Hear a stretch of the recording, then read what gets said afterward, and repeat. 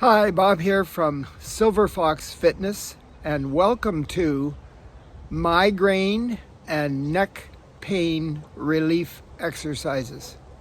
Whether it's hormones, poor sleep, food, stress that causes the migraine, headache, neck pain, these exercises should help. I'm going to share with you 4 different exercises. These exercises will make the muscles stronger and they'll be able to work better for you, keeping your head and your neck healthy so you don't get the pain. The first muscle is your splenius capitis muscle. It's a neck muscle. Some people refer to it as your migraine muscle. Anyway, it's large and it goes from just above your shoulders, right in the middle where your spine is. It goes from the shoulders up to the skull in that area there. And we're going to massage it with our finger pads here. So to get into the right position so we can do that, we're going to sit up straight and we're going to tilt forward and put our hands around our neck so that our fingers are resting on the splenius capitis, and put our elbows on our thighs and we're looking down. We're not putting our chin down just yet, and we're not rounding our back. We're just sort of sitting here with our hands around our neck and our fingers on either side of the spine area, down at the bottom closer to the shoulders, and we're just massaging with our finger pads that splenius capitis muscle. Really quite big back there, and feeling around for any bumps and lumps and trigger points, which are cramps or little knots in your muscle. And so now, before we, it feels so good, I don't want to stop massaging myself. Anyway, what I'm going to do is I'm going to chin to chest, right, and now I can really get a hold of my neck with my finger pads, and I'm doing this kind of thing, pulling them apart, and I'm lumping and bumping and playing the piano on those muscles back in the neck. So it's the lower neck closer to the shoulders, really right in the middle, that I'm massaging. Now, you might say, well, I have migraines, but that's not where I feel the pain. Well, that's probably where the pain comes from, if that muscle's too tight. Okay? And you just massage it, explore in that area, looking for the trigger points or the knots. Try to get the lumps and bumps out. Okay? You can spend 10, 20, 30 seconds doing that. Muscle number 2 is on the side of your head. It's your temporalis muscle. It's quite a big muscle too. It goes from your temples here, right along, quite wide, just above and around your ear to the back of your head there. We're going to massage that with a combing motion. So we're going to take our hand and using the back of it, we're going to place it here where our temple is and just pull it across the ear and the side of the head, right? Like you're combing your temples, right? And you can have your fingers with knuckles doing the combing, a little bit more pressure from the knuckles as opposed to your finger pads, but you can try that if you want. You could pull it this way. You can pull it this way with the opposite hand. You don't have to go back and forth. You can go up and down. So it's a temporalis muscle that you're combing here. Get lots of blood in that area, lots of pressure. Right. Experiment, right? So comb your temporalis muscle. The third muscle is your suboccipital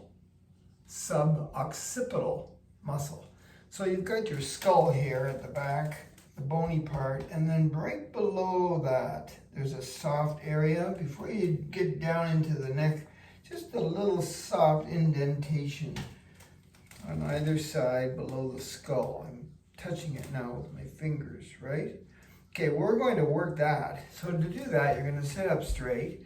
Use your palm and put it on your chin, or even up here below your nose, but wherever you can get a hold of your head, and push your head back into your neck. And then with the other hand, gently tilt your head down as you push in with your palm to stretch out your suboccipital. Make it work a little bit. Get as low as you can go. Push your head in. Sit up straight. And then relax. Let's switch sides. So this part here, around your chin area, is going to push your whole jaw and chin into your head. And then this is going to, holding onto the back of your head, expose your suboccipital muscles in your neck at the base of your skull as you tilt your head and push your head in and hold it there and relax slowly, and repeat that a few times. So this hand is pushing your head back and this one is pulling your head down. All done very slowly, very gentle. Get it to where it doesn't hurt. There shouldn't be any pain. It just might feel kind of weird.